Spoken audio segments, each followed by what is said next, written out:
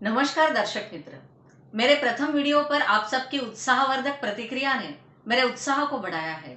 आपने मेरे चैनल को लाइक और सब्सक्राइब किया है। आप सभी का अंतःकरण पूर्वक आभार। श्रोतेगण, इतिहास का महत्व इसलिए है कि इतिहास हमें भविष्य की दिशा तय करने में सहायक होता है। इतिहास की गलतियों को दोहराकर हम पतन की राह पर चलते हैं, या तो फिर इतिहास की गलतियों को सुधार कर हम प्रगति पथ पर अग्रसर हो सकते हैं। इसी सिलसिले में हिंदू सूर्य महाराणा प्रताप, जिन्होंने स्वर्णिम इतिहास रचा है, गौरवशाली इतिहास रचा है, आइए इनके बारे में जानते हैं। हमारी नई जनरेशन को, नई पीढ़ी को भारत के इस क्रांतिवीर की कहानी सुनाते हैं और इनके जयंती दिवस पर इन्हें आदरांजलि अर्पित करते हैं। महाराणा के व्यक्तिमत्व को गहराई से समझने के लिए सबसे पहले उनके समर्थन प्रणाली को समझना होगा, जिनका आज हम संक्षिप्त में परिचय करेंगे। प्रथम है पन्नाधाय खिची, जिनके सर पर महाराणा के पिता उदय सिंह की परवरिश का भार था। पन्नाधाय, जो खुद एक स्वामी भक्त वीर तथा अदम्य साहसी नारी थी। मेवाड़ राजघराने में आंतरिक कलह, राजगद्दी की लालसा, कूट राजनीति उस वक्त चरम सीमा पर थी।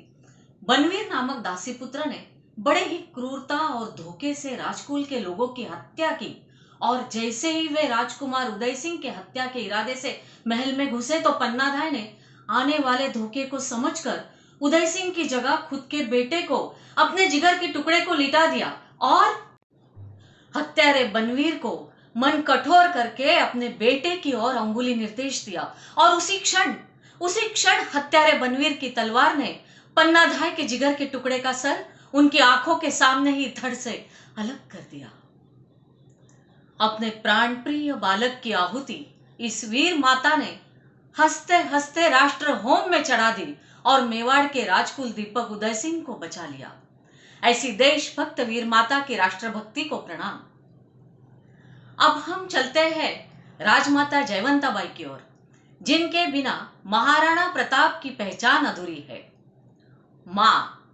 मां शब्द से छोटा कोई शब्द नहीं और मां शब्द से बड़ा कोई अर्थ नहीं।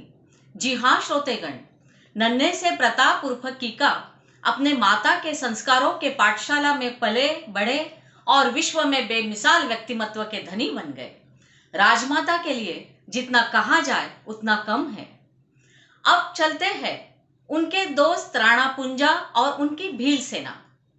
श्रोतेगण, अगर राजा है तो प्रजा भी है, और प्रजा को संरक्षण प्रदान करने के लिए जिगरबाज सेना के साथ सामर्थ्यशाली सेना नायक भी है।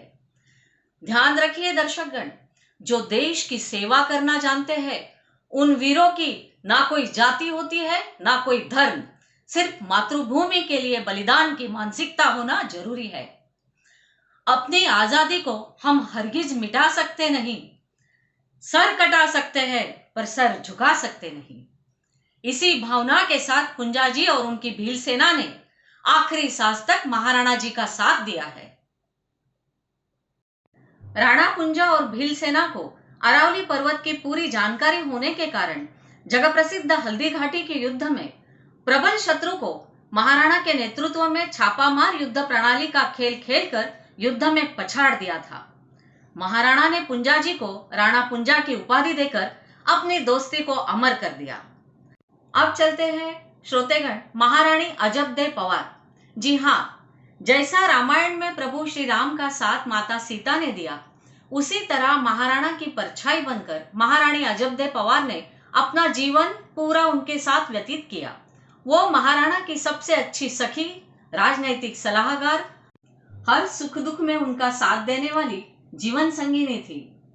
ऐसा कहा जाता है कि अरावली के जंगल में संघर्षमय जीवन बिताते वक्त बच्चों को, परिवार को, अपने साथियों को कष्ट में देखकर राणा जी हताशा में डूब गए और अकबर के नाम का संधि पत्र लिखने बैठे। तब महारानी अजबदे ने बिजली की कड़क से कहा कि राणा जी, यह निर्णय योग्य नहीं। अगर आप यदि थक चुके होंगे तो दीजिए मुझे अपनी तलवार, मैं अकबर से रणचंडी बनकर लड़ूंगी। अपने सखी के प्रोत्साहन पर राणा जी ने अपना इरादा बदला और रानी ने संधि पत्र फाड़ डाला। धन्य है वो वीरांगना और आदर्श है हमारी भारतीय नारियां, परंपरा और संस्कृति। दर्शक मित्रों, इस महान व्यक्तिमत्व के जीवन की श्रृंखला को हम अपने अगले वीडियो में बरकरार रखेंगे। क्षत्रिय कुलवंश राणा प्रताप सा बढ़े, आओ ये प्रयास हम करें। चेतक पर सवार वीर प्रताप को आओ हम सब मिलकर नमन करें। जय क्षात्र धर्म, जय भारत। धन्यवाद।